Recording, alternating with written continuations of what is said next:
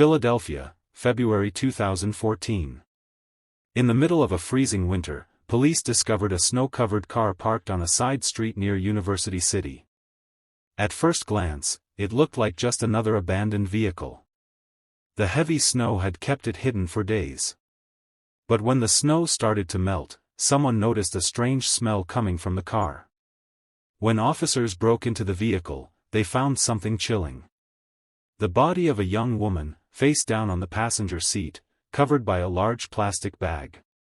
That woman was Nadia Malik, a 22-year-old reported missing 10 days earlier. A life of struggle. Nadia Malik was born in 1992, in a Pakistani-American family living in Pennsylvania. She was smart, outgoing, and dreamed of becoming a nurse. But her life took a tragic turn when she met Bhupinder Gagan Singh, a 16-year-old high school student who worked part-time as a restaurant server. Nadia was just 19 when she moved in with Singh, despite her family's desperate attempts to stop her. Her parents warned her repeatedly, but she ignored them. Against all advice, Nadia cut ties with her family to be with Singh. Over time, their relationship turned toxic. Singh was controlling, jealous, and emotionally abusive. He isolated Nadia from her friends and family, controlling who she could talk to and where she could go. A cycle of abuse. Nadia soon became pregnant with their first child. She was a freshman in college at the time. Later, she had 2 more children with Singh. But tragedy struck when their second daughter died suddenly in February 2012, only 3 months old. This loss shattered Nadia. Yet, she stayed in the relationship, unable to break free. Friends and relatives often saw bruises on her arms and face, but she always brushed them off, saying she had fallen or bumped into something. Her family knew the truth: Nadia was trapped in an abusive relationship. The disappearance. On February 6, 2014, Nadia disappeared. Her phone was off, her social media went silent, and she didn't show up to school or home. Her family immediately filed a missing person report. For days, they tried to contact Singh, but he didn't answer calls or respond to texts. Then, strange messages started arriving from Nadia's phone, saying she was fine and just needed space. But the tone of those messages wasn't like her. Her family believed someone else had sent them, someone trying to cover something up. The snow-covered car. On February 10, 2014, police discovered Nadia's Nissan Altima parked on a Philadelphia street. The car had been sitting there for at least a day, completely covered in snow. No one had checked it until the snow began to melt and a foul odor came from inside.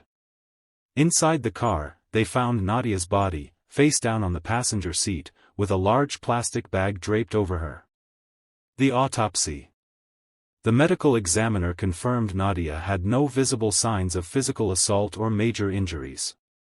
The official cause of death was asphyxiation, likely due to suffocation or being smothered.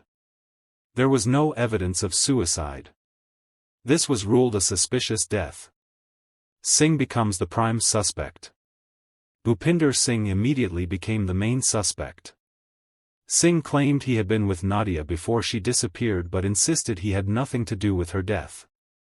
He was already in jail for unrelated charges when Nadia's body was found. He had been arrested for violating probation in another case. But several facts didn't add up.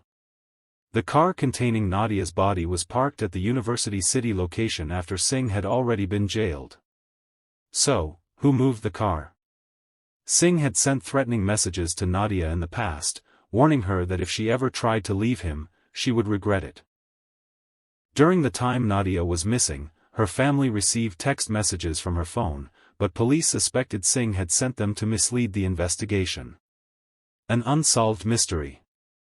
Despite all the suspicions, there wasn't enough direct evidence to charge Singh with murder. Without witnesses, clear forensic proof, or security footage showing who moved the car, prosecutors couldn't build a solid case. Singh was eventually charged with unrelated crimes: kidnapping, unlawful restraint, and harassment.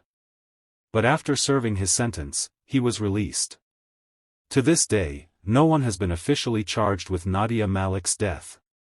What really happened? The biggest question remains. What happened to Nadia in those 10 days before her body was found? Did Singh kill her and have someone else move the car?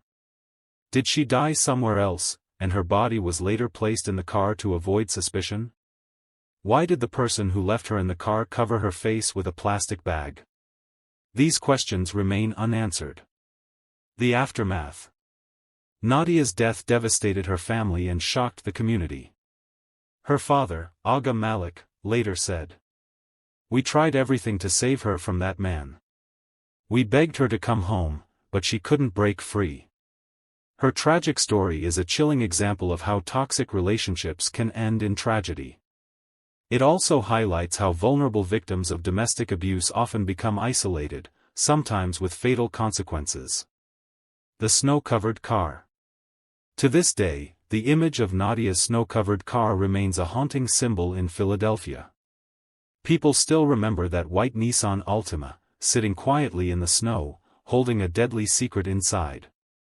Whenever winter returns and the snow piles up, some locals say they can't help but think of Nadia Malik, the girl who went missing, only to be found lifeless beneath the snow, her face hidden under a plastic bag, in the front seat of her own car.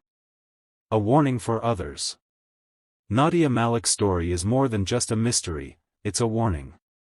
For anyone stuck in a dangerous relationship, trapped by fear or manipulation, it's a reminder. Speak up before it's too late.